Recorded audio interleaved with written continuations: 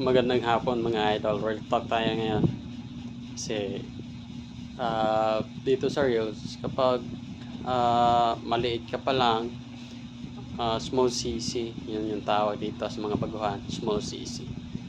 Tapos nagko-comment ka doon sa mga matataas na followers, yung 50k to 100k.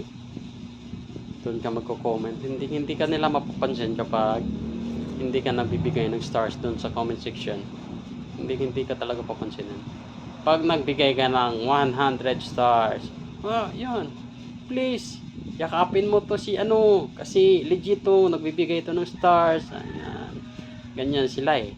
Pero kapag wala kang ibinigay, nako,